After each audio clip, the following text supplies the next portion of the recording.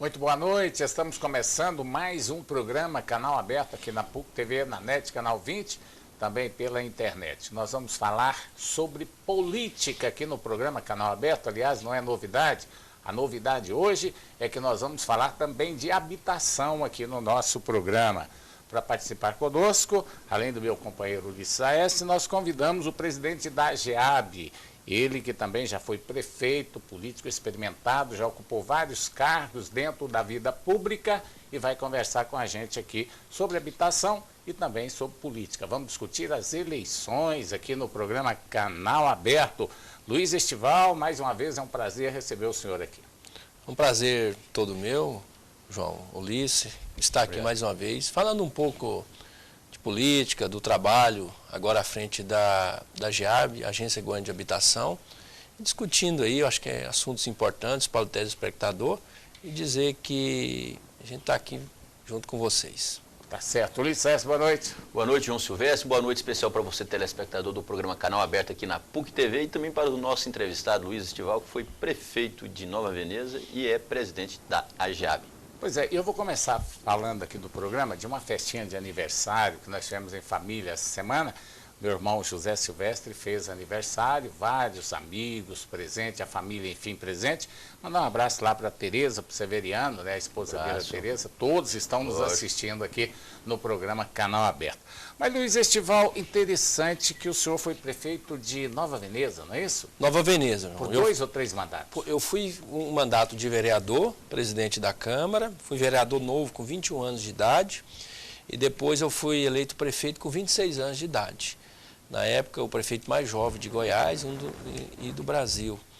E depois eu fui reeleito prefeito, né? Fizemos um trabalho, fui reeleito, depois presidi a Associação Goiana dos Municípios.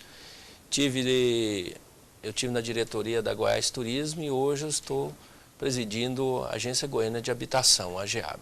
São experiências diferentes? São diferentes, são experiências assim, diferentes, mas tudo ligado aí ao municipalismo, às ações públicas, então tem sido um desafio muito importante. E é um aprendizado, cada dia um aprendizado, viu, Ulisses? Eu acho que a vida pública, ela nos ensina muito, eu acho que cada dia você lida com situações diferentes e essa bagagem, essa experiência que quando prefeito, me deu uma experiência muito grande, que eu fui um prefeito que busquei fazer grandes amizades, com muitos contatos, muitas interlocuções, fiz um trabalho forte em Brasília.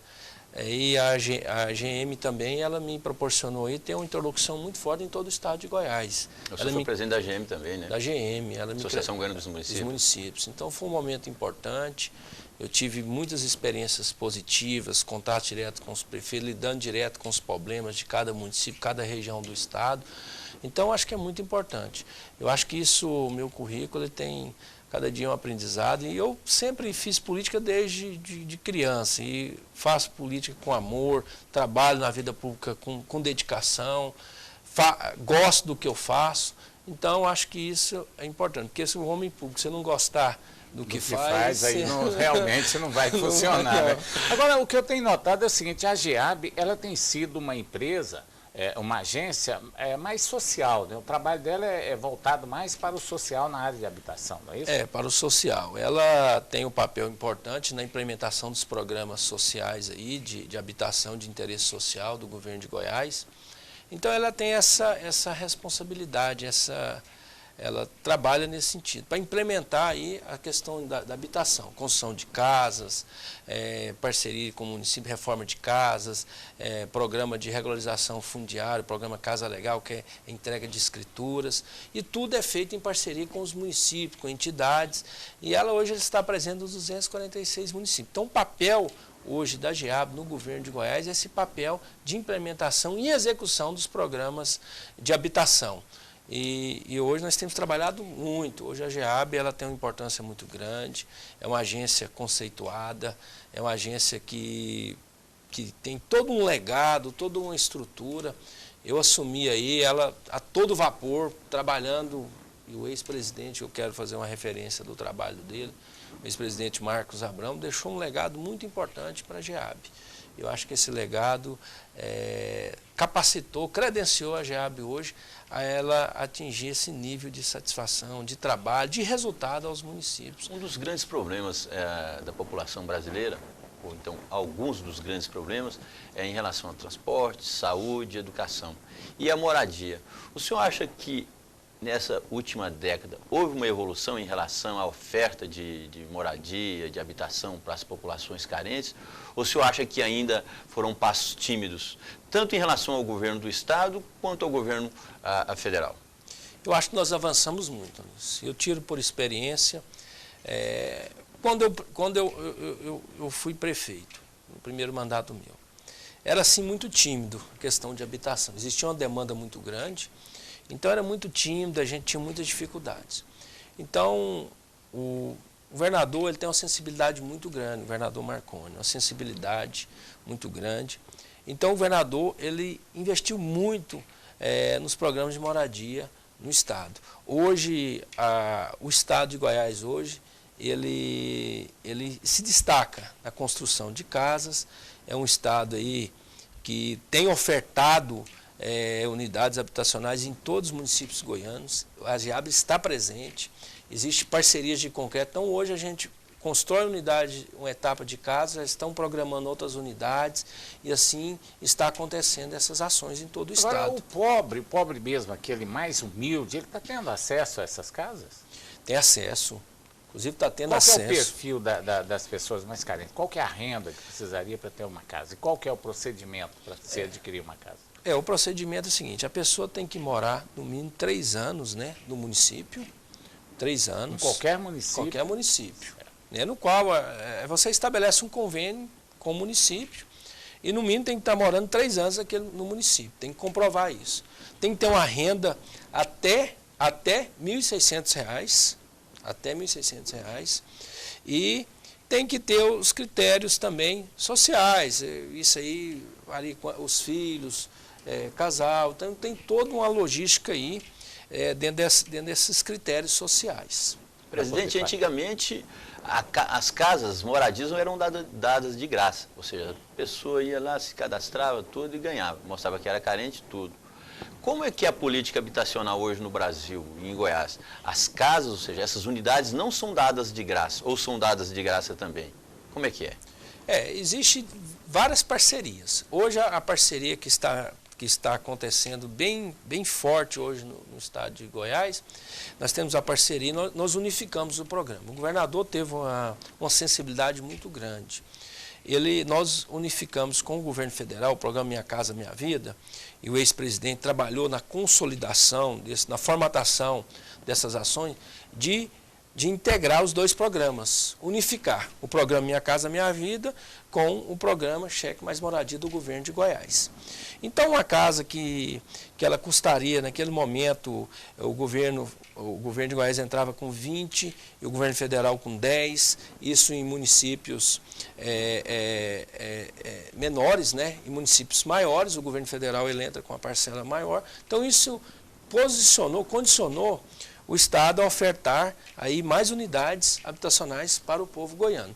E com um agravante, o valor financiado ele diminuiu. Um exemplo, uma casa dessa que nós disponibilizando, o beneficiário ele vai financiar, exemplo, quando essa casa é financiada, por exemplo, R$10.000, que ele vai pagar aí no espaço de 9 a R$10.000, que ele vai pagar no espaço aí de 10 anos. Então, uma parcela que, se não tivesse essa unificação dos programas, ele ia pagar aí em torno de R$400, R$500. Então, com a unificação, o custo dessa parcela, ele vai custar R$80. Então, é um valor simbólico aí. Isso porque a prefeitura geralmente dá o terreno, o governo do estado entra com uma parcela, o governo federal com outra, e a Caixa Econômica financia um outro total. Isso quer dizer, há subsídio de todas as áreas. Isso. E o capital político dessas casas vem para todo mundo, né? O prefeito leva vantagem, o governo do estado leva vantagem, o governo federal também, já que é uma parceria que beneficia toda a população. E nenhum omite a participação do outro, que é interessante, viu, Ulisses? Sempre o prefeito respeita a posição do governo federal, do estado, e a gente tem visto aí que é uma parceria onde todo mundo capitaliza para si aquele benefício e a população sai levando vantagem com isso. Aliás, é um sonho, né? O senhor hoje administra uma empresa de realizar sonhos, porque todo mundo, quem é que não sonha em ter a sua casa própria, né? São dois sonhos que as pessoas têm. Primeiro, um bom casamento, uma boa casa e um ótimo carro. Juntando tudo isso aí, é a realização das pessoas, né? E isso, João, tem proporcionado para o estado de Goiás hoje, ele liderar aí, é o estado que mais constrói casas na federação, devido assim à visibilidade, à sensibilidade do governador. Por exemplo, esse ano quantas unidades já foram construídas? Nós já construímos hoje, nós já entregamos mais de 5.000 unidades, já foram entregues mais de 5.000. Nós estamos em execução, em fase de entrega de casas, são mais de 20.000 casas que nós estamos já em fase de entrega. Nesse governo Marconi, nesse ou governo. Não, nesse governo, esse caso já em construção. Em fase de contratação, nós já vamos para mais de 60.000 casas já construídas em todo o estado de Goiás. Então nós batemos o recorde na construção de casas. Aí, graças a essa sensibilidade e a unificação dos programas. Então isso tem proporcionado aí para Goiás as casas estão presentes, as unidades habitacionais estão presentes nos 246 municípios.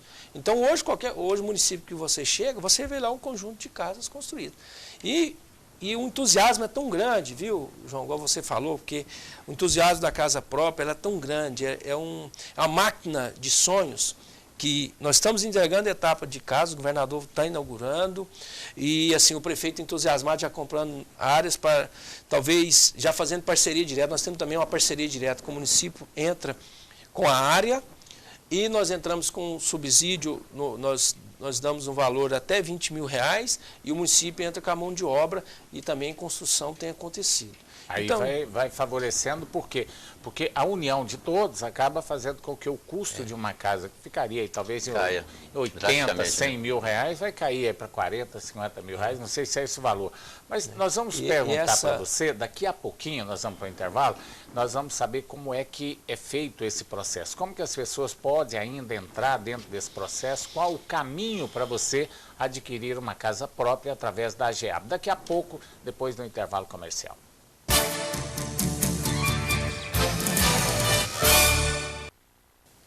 Estamos de volta com o programa Canal Aberto aqui na PUC TV, na NET Canal 20, também pela internet. Hoje nós estamos conversando com Luiz Estival, ele que é o presidente da AGEAB. Falávamos ainda sobre as casas que estão sendo construídas pela AGEAB.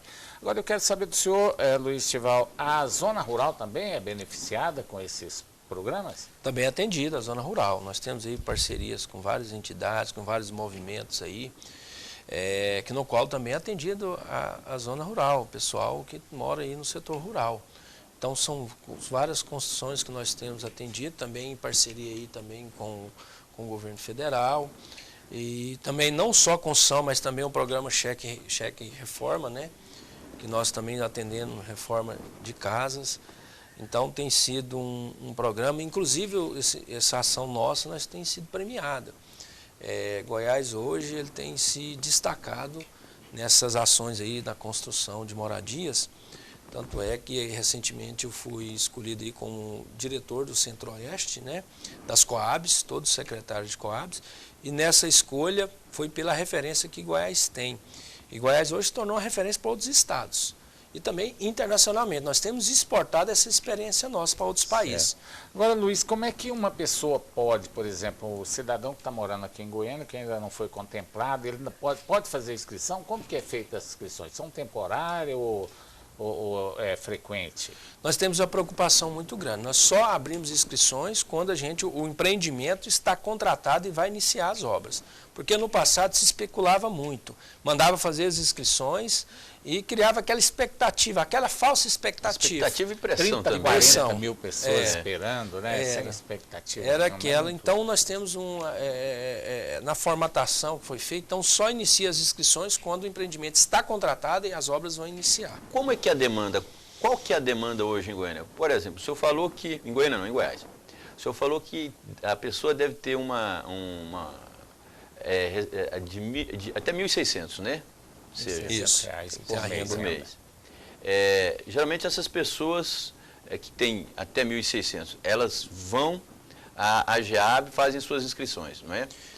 E dentro dessas pessoas que fazem as inscrições, qual que é o percentual que fica sem a casa própria, ou seja, não consegue?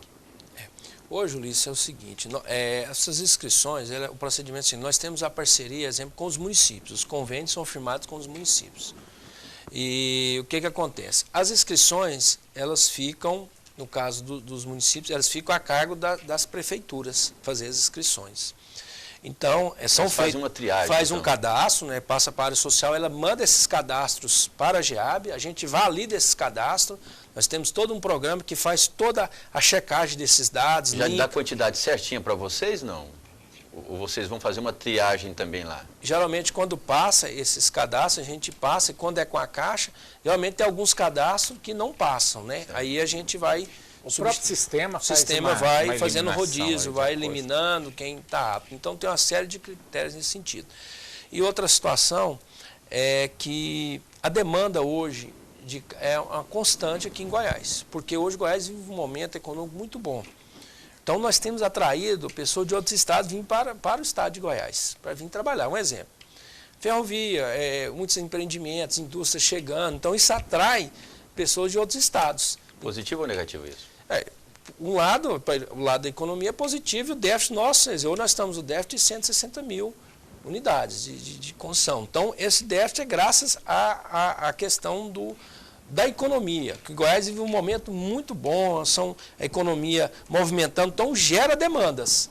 Então, nós temos trabalhado para aumentando, você vê, nós estamos batendo um recorde de construção, e a determinação do governador é que é para atender, é para buscar mais parcerias, é para estar ampliando esses horizontes. Na verdade, a luta é para manter esse déficit, não pode aumentar, né? Porque se você deixar aumentar, perde o controle. Agora, se você mantém o déficit, você já está fazendo um bom trabalho, porque a tendência hoje, tanto de pessoas que casam como imigrantes que chegam, os imigrantes chegam todos os dias, a ampliação das famílias, isso é mais do que natural. Nunca vai zerar esse déficit, isso aí é uma coisa praticamente certa, né?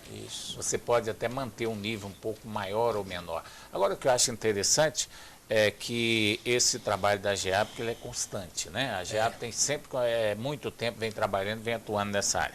Mas vamos falar um pouquinho aqui, Ulisses, também do pessoal que já tem casas aqui em Goiânia há muitos anos, né? Tem muita gente que adquiriu uma casa há 20 anos, 30 anos também, e não tem a escritura. A GEAB tem providenciado essa escritura?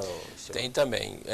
Hoje a GEAB ela tem realizado o maior programa de regularização fundiária de toda a história do estado de Goiás. Tem sido uma referência nacional, nós temos batido recorde, nós estamos aí com mais de 38 mil unidades aí em fase de regularização fundiária. Quando a área do estado, nós atuamos diretamente nessa regularização dessas áreas quando é do estado. Quando a área é do município, nós trabalhamos no sentido de fazer parcerias com o município, porque se confunde muito. Porque regularizou, vocês vieram entregar a escritura, GEAB, quando a área, então quer dizer, quando a área do estado, como exemplo, nós temos aqui em Goiânia a região noroeste, que era uma área do estado, que no passado, exemplo, fazendas, que não houve invasões, passou por todo um processo no passado, então nós entramos com um processo de regularização, isso foi formatado, era um processo assim muito desgastante, então a GEAB nesses últimos 3 anos se preparou, mais uma vez eu quero fazer uma referência do trabalho do ex-presidente Marcos Abrão, que trabalhou na formatação desse programa, foi até em outros estados buscar essa experiência aí de outros estados que estavam dando certo, trouxe para cá e com tempo recorde nós conseguimos aí estar entregando essas escrituras para essas famílias que tanto almejam o sonho da regularização da sua casa. São famílias que aguardam há mais de 30 anos a regularização do seu imóvel. São quantos, por exemplo, moradores hoje que ficam naquele anseio de terem as suas escrituras no estado de Goiás? Nós temos, são 38 mil unidades que nós estamos trabalhando. Pois é, mas aí acabou, finda-se com esse número, ou não? Não, ela sempre surge outras, sempre está surgindo essas demandas. É porque essas casas hoje mesmo da GEAB aqui que eles estão vendendo, daqui a uns tempos vai ter que fazer a escritura também. Agora o interessante é que o custo da escritura é que é caro, né? E o governo tem feito alguns convênios aí para baixar esse custo. E quem paga o custo da escritura? É o governo ou a população que paga as pessoas? O custo é gratuito. Nós temos amparo, né? Amparo na legislação, que comprovam essa área de interesse social, né? As famílias têm que enquadrar também, não é famílias, não é qualquer famílias que ganham até 4 salários mínimos, né? Que para enquadrar dentro desse processo. Então, essas famílias, elas gratuitamente essas escrituras. Então, nós da GEAB, nós temos internamente, nós temos alguns custos, são muito baixos esses custos, porque nós fizemos um trabalho aí junto ao Ministério Público, o ex-presidente fez um trabalho muito forte aí, em parceria com o Ministério Público, buscou para discussão, buscou audiências públicas, então conscientizou aí, nós temos a parceria com os cartórios, então é todo um processo aí que desencadeia nesse procedimento. Sobre as escrituras, depois que eu pego, por exemplo, a escritura, eu posso negociar a casa se eu quiser o imóvel? Realmente você pega a escritura e aí a partir do momento você pode... E quem entra, por exemplo, nesses programas de habitação de moradias populares? Por exemplo, eu entro, a GEAB financia, eu consigo pegar a casa, eu começo a morar, não tem escritura, mas eu tenho quanto tempo que eu tenho que ficar ali para depois, se possível, se quiser, negociar? Geralmente a lei ela ampara nos 10 anos. A lei é de 8 a 10 anos, a lei que ela ampara isso. E outra situação é que também nós temos trabalhado, essas construções que nós fazemos agora, Ulisses, nós só começamos o empreendimento quando o loteamento está devidamente registrado em cartório para nós começarmos as inscrições. Então nós temos trabalhado com 2 frentes. Isso é anunciado para a população, é colocada a público para qualquer pessoa que enquadre fazer a inscrição? Das casas? Das casas. As casas, quando nós começamos, é feito um chamamento, há uma divulgação em toda a cidade, as pessoas procuram até a parte social do município, né? A Secretaria de Assistência Social, e lá tem as assistentes sociais que vão fazer essa pesquisa aí, essas primeira inscrições. Triagem, todo um procedimento. Colocar no computador para vir para Goiânia. Isso. Interessante. Eu acho que a situação hoje do estado de Goiás a nível de moradia já é bastante razoável, graças a esse trabalho que tem sido feito, e naturalmente mantendo esse nível, esse déficit em todo o estado de Goiás, vai fazendo com que o estado cresça. Não para de crescer, não para, porque a população do Brasil, principalmente das regiões mais carentes do país, vem em busca de novos empreendimentos. E o estado de Goiás tem crescido muito nessa área, muitas indústrias surgindo, e isso atrai as pessoas principalmente para centros como Anápolis, Rio Verde, Tumbiara, Catalão, onde existem os polos industriais e que exigem uma demanda maior, não é isso? Justamente. Então, com esse atrativo, esse momento bom que a economia vive, você está sempre surgindo demandas. Então, nós temos trabalhado fortemente nesse sentido. É um trabalho planejado que nós temos feito. E os municípios têm essa sensibilidade, porque a demanda sempre está batendo... E os municípios, o senhor falou certo, sobre essa parceria com os municípios. Os municípios têm conseguido, assim, área para destinar à construção dessas casas? Ainda existem essas áreas nos municípios de Goiás? Ou tem alguns, por exemplo, como a capital, que já está escasseando? Tem algumas situações pontuais que está tendo alguma dificuldade. Agora, na rede metropolitana de Goiânia, houve uma valorização imobiliária muito grande. Então, alguns municípios estavam tendo dificuldade de adquirir essas áreas.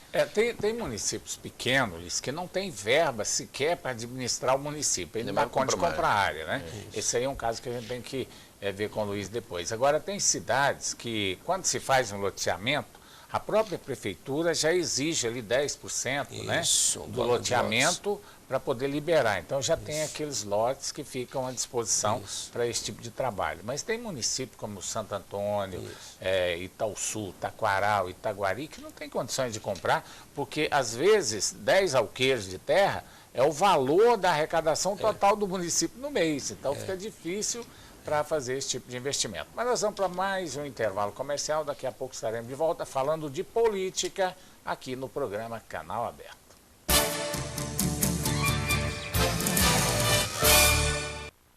Estamos de volta com o programa Canal Aberto aqui na PUC TV, na NET Canal 20 e também pela internet. Tem que falar um pouco de política, né, Ulisses? Porque o programa nosso aqui, se não falar de política, é capaz que o pessoal até briga com a gente, né?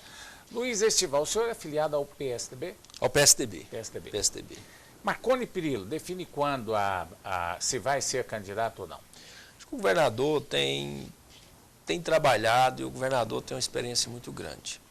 Eu acho que ele tem uma estrela que brilha nele. Não é porque eu sou aliado do governador, mas a gente tem uma experiência, uma vivência política muito grande. Eu tenho uma frase comigo que eu carrego comigo, que o segredo do sucesso é o trabalho. Então o governador, nessa seara política que está acontecendo, o que ele priorizou? Realmente é uma priorização administrativa. Então o governador tem intensificado o trabalho, um planejamento que foi feito ao longo desses últimos 3 anos, trabalhado incansavelmente, de segunda a segunda. Hoje a gente anda em todo o estado de Goiás, a gente vê obras acontecendo nos 4 cantos do estado, em todas as áreas, seja de infraestrutura, de moradia, na área social, na área de saúde, na área da educação, enfim, então são várias correntes. Então o governador, ele tem priorizado essas ações.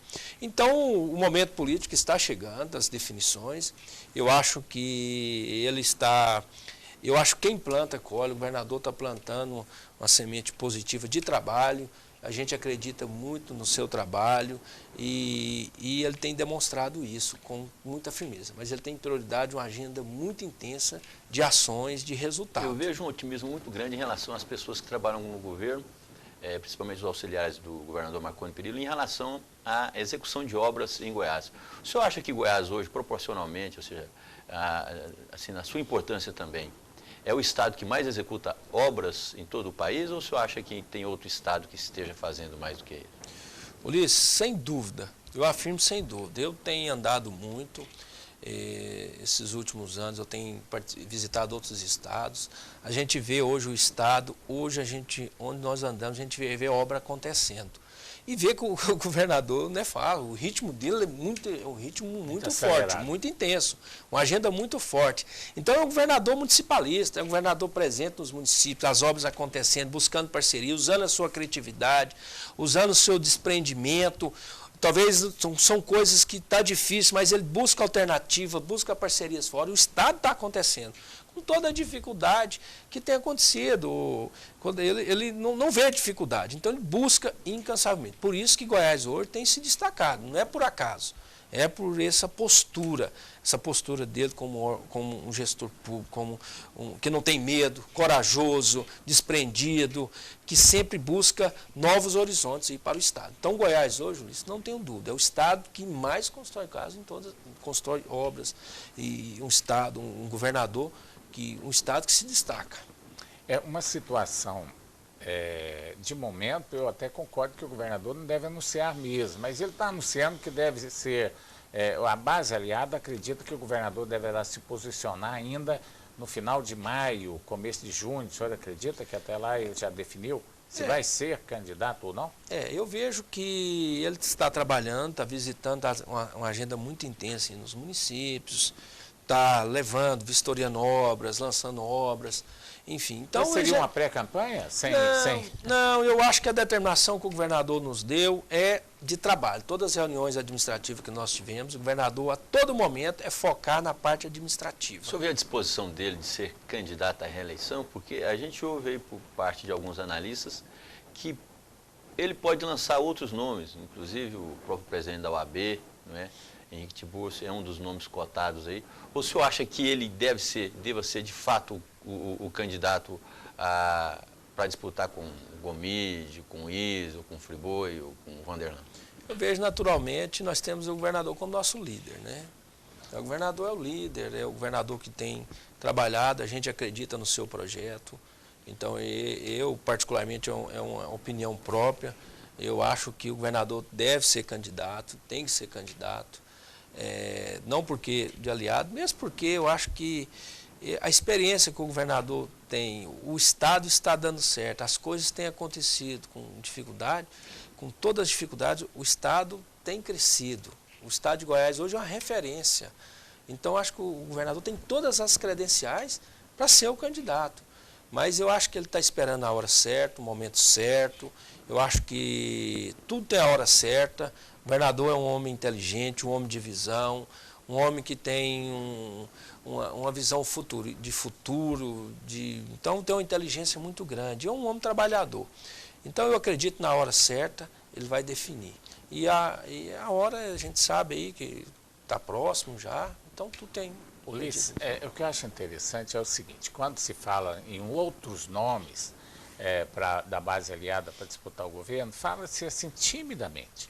O governador tem o controle total e absoluto do estado de Goiás, isso ninguém discute. Ele tem o estado na mão, eu estou falando administrativamente, ele comanda o estado, ele comanda a base aliada dele, tanto é que nenhum deputado federal, estadual, nenhum político, nenhum prefeito, nenhuma pessoa ligada ao governador admite a possibilidade dele não ser o nome para disputar o governo em 2014. Então, a gente vê o carisma dele, a atuação dele e o grupo fechado, que isso é importante. Numa eleição, um grupo fechado. E o grupo da base aliada do governo está muito fechada. Concorda comigo, Luiz? Concordo. Eu não estou falando por mim, eu estou falando pelo que eu vejo. Isso fechado, coeso, né? Então, todo mundo fechado, todo mundo coeso, ninguém fala uma coisa diferente da outra, não há uma sintonia total nesse grupo, e isso é positivo para o estado de Goiás e também para a base aliada, que isso aí já não é um problema nosso, né, Luiz? Nós somos jornalistas, é claro, nós estamos analisando. Então, esse grupo fechado do Marconi Perillo não dá espaço para que haja especulação. Qualquer um que vem falar, fulano de tal é candidato e tal, eu não acredito. Eu acho que o grupo está fechado, o grupo do governador está muito fechado, os partidos estão todos em sintonia. O contrário já ocorre com a oposição, né? Ao contrário, o que eu ia falar agora é o contrário do que está acontecendo com a oposição. Por exemplo, nós temos hoje aí essa incerteza dentro do PMDB. Muita gente acha, até algumas pessoas que nós entrevistamos aqui no programa, disseram que é positivo para o PMDB, que está na mídia essa discussão, não sei se isso é positivo, está na mídia, né? Dessa maneira. Então, há essa incerteza. Amanhã o diretório do PMDB vai se reunir para definir se vai haver prévia ou se vão antecipar as eleições. Quer dizer, pelo que eu estou sentindo, pelo que nós estamos vendo na mídia, né, todos os companheiros da imprensa têm divulgado, amanhã não sai nenhuma solução. Quem está esperando aí uma definição amanhã, não haverá definição. Pode tirar o cavalinho da chuva. Pode tirar o cavalinho da chuva, porque ainda estão muito longe de chegar a um acordo, Iris Rezende Machado e Júnior do Friboi. Amanhã poderá ser definido se vai antecipar a convenção ou se vai ter uma prévia dentro do partido. O Iris Rezende, você acompanhou aí pelo noticiário, não sei se você tem contato mais direto com o Iris, ele disse que não vai disputar prévia, que 56 anos de idade, que é conhecido em todo o estado de Goiás, que até criancinha de 6 anos conhece ele, né? Isso é o que está sendo dito pela imprensa, que ele não disputaria prévia. Aí como é que vai ser? E outra, então? Uma coisa também, né? Uma disputa que pode ser inglória para ele também, né? Ele não se preparou para isso, enquanto que o próprio Friboi tem preparado, ou seja, tem se preparado até para a disputa da prévia. Ou seja, quer mostrar força dentro da convenção. E o Iris, ele acha que não. E se ele entrar, ou seja, se for emparedado aí, se perder para ele, vamos dizer, uma aposentadoria assim, não vou dizer tanto precoce não, mas para ele, para a visão dele, que tem a disposição de governar Goiás ainda, quem sabe mais um mandato e quem sabe mais outro, né? A disposição dele é grande. É possível, claro que é possível, né? Não é muito bom essa prévia. Aliás, eu sou até contra esse negócio de ficar falando de idade do Iris Rezende Machado, isso é preconceito. Gente, falar de idade é preconceito. Nós vivemos num país em que chegar a 100 anos é a coisa mais natural possível. Tem motorista dirigindo aí com 100 anos de idade, advogado trabalhando com 100 anos de idade. Por que a gente fica batendo em idade de Iris Rezende? Tem que bater na competência política, tem que discutir mas o fato partidário. Mas é uma avaliação interna.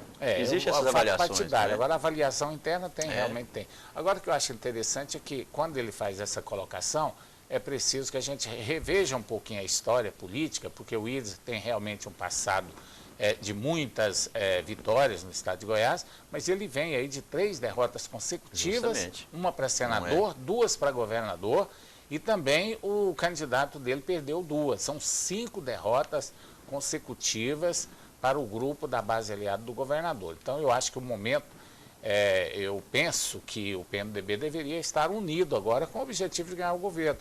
Dessa maneira com que estão trabalhando, a gente vai ver um pouco mais adiante qual será o resultado de tudo isso. Porque política, a gente só sabe depois que abre as urnas, né, o que pode acontecer. Agora, Luiz Estival, essa disputa interna dentro do PMDB, claro, o senhor não vai comentar isso, mas o governo, a base aliada, é proveitoso para a base aliada essa disputa ou não?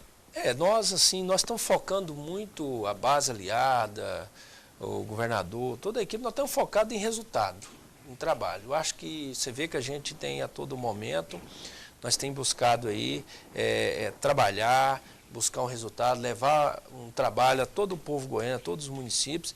Então existe essa disputa interna que a gente respeita, é uma disputa de cada partido.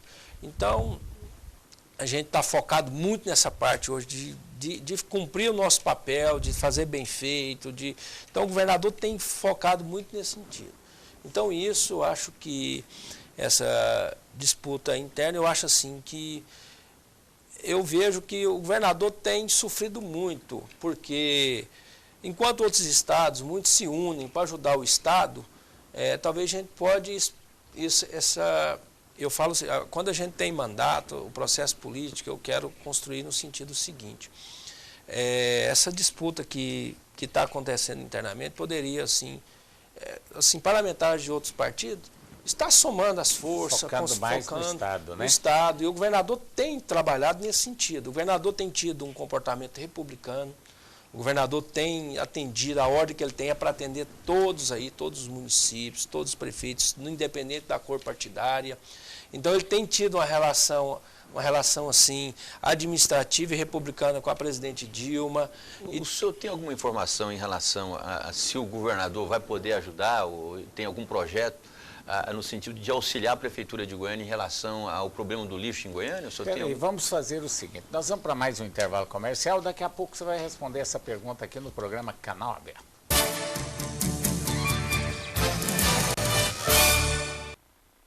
Estamos de volta com o programa Canal Aberto aqui na PUC TV, na NET Canal 20, também pela internet. O nosso convidado de hoje é o Luiz Estival, presidente da Agência Goiana de Habitação.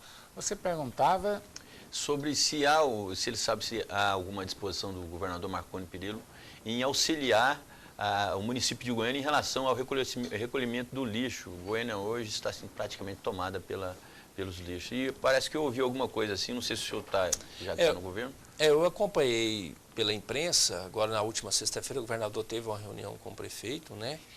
E parece que ficou estabelecida uma parceria aí, eu não participei, mas eu noticiei pela imprensa. O governador tem tido uma sensibilidade muito grande com a capital, é um governador de cabeça aberta, sempre é sensível às parcerias, buscar um resultado para a comunidade, principalmente para Goiânia, que realmente hoje é a capital, as dificuldades todos nós passamos. Então o governador tem buscado essa parceria. O que acho que o governo de Goiás pode oferecer nessa parceria, o governador tem buscado incansavelmente oferecer essa parceria, essa sintonia aí para o resultado estar atendendo ao povo goianiense. Então eu vejo que essa reunião, me parece que eu vi muito por alto a questão de parceria da compra de novos caminhões coletores de lixo, alguma coisa nesse sentido. Eu acho interessante porque uma parceria entre o governador, entre o governo do estado e prefeitura é uma coisa muito natural, lógico, independente de partidário, né, situações partidárias, até porque a população, ela vive na cidade e automaticamente no estado. Não dá para você viver no estado sem estar morando na cidade. Mora em Goiânia e Goiás. Você mora em Goiânia e no estado de Goiás. Não dá para você morar só no estado de Goiás ou só em Goiânia. Então, eu acho que é necessário, e o governador sempre demonstrou esse interesse dessa parceria, desde quando ele entrou no governo, ele sempre falou isso, que executivo não faz oposição, governo não faz oposição ao governo. E tem mantido uma relação republicana com todos os municípios, todos os partidos. Eu acho que Goiânia, no momento, está precisando de ajuda, porque a situação, principalmente do lixo e dos buracos aqui na capital é muito grande, é compreensível, né, a situação dos buracos até certo ponto, porque é período chuvoso. Agora, com relação ao lixo, realmente é muito preocupante, porque através do lixo vem a dengue, através da dengue vem as dificuldades nos hospitais e outras coisas mais ali. Às vezes você está atendendo um paciente com um outro tipo de doença, você está atendendo ali uma pessoa que sofreu dengue por causa do lixo, por causa da água, uma série de fatores que realmente prejudica. Mas eu quero voltar aqui à política, Ulisses Saez. Nós falamos aí do governador Marconi Perillo, que deve anunciar mais daqui a um bom tempo, uns 40 dias aí, se é candidato ou não, né? Por enquanto ele ainda não anunciou nem pré-candidatura, mas nós temos a disputa entre Júnior do Friboi e Iris Rezende Machado, que deverá definir, não tem espaço para os dois, é um ou outro, candidato a governador, Vanderlan Cardoso e também Antônio Gomide. Olha, há muito tempo que eu não vejo uma disputa boa como essa, opções para o torcedor, para o eleitor. Torcedor, que é importante, torcedor também, né? Porque quem vota num candidato torce para ele, claro. Então, a gente não vê há muito tempo bons candidatos, assim, em termos de potencial de votos. Todos os candidatos que foram até hoje foram bons, né? Naturalmente. Um com menos potencial de voto, outro com mais, mas estiveram aí, participaram dessa democracia. E no momento nós temos aí candidatos, pré-candidatos com possibilidade de vitória. Vanderlan Cardoso tem possibilidade, Antônio Gomide vem aí forte, é um candidato fortíssimo, né? O próprio Iris ou Friboi, um dos dois, que vai ser candidato também muito forte, e o governador Marconi Perillo. Então eu acho que nós temos hoje 4 pré-candidatos ou pré-candidatos de bom nível, de bom potencial, e com certeza mais uns 2 deverão surgir aí, né, Ulisses? A tendência é que surjam mais alguns, principalmente dos partidos alternativos, dos partidos assim mais nanicos, partidos de esquerda. Agora, creio que seja uma disputa extremamente apertada, ou seja, o que for vencer vai vencer com uma margem muito pequena, até porque nós temos aí já alguns pré-candidatos já estabelecidos aí, com currículo já, né, e já foram ocupantes de cargos no executivo, o executivo estadual ou então o executivo municipal. E a tendência é essa, vamos dizer, uma polarização no segundo turno. O grande agravante aí, João, Luiz Estival e telespectadores, é em relação, por exemplo, vamos dizer, a vontade expressa do eleitor se manifestar nas urnas em outubro agora, se for a mesma de junho passado, ou seja, naquelas manifestações. Provavelmente aí o eleitor deve despejar numa candidatura assim que tenha menos desgaste político, ou seja, que não tenha nenhum tipo de avaria na sua condução até hoje. Nós sabemos que tem alguns candidatos aí que estão disputando pela primeira vez e pode ser que tenha também um descarrego de voto nessas eleições de outubro. Agora, eu acho que dificilmente, com esses 4 candidatos mais 2 que devem aparecer aí, deixaremos de ter o segundo turno, né, Luiz? Acho que essa eleição, infelizmente, ela vai ter que ter segundo turno. Você concorda? Hoje o cenário está desenhando aí, são várias frentes aí de vários candidatos, né? Então, a avaliação mais concreta é depois das convenções, né? E da Copa. Da Copa também, né? Copa também.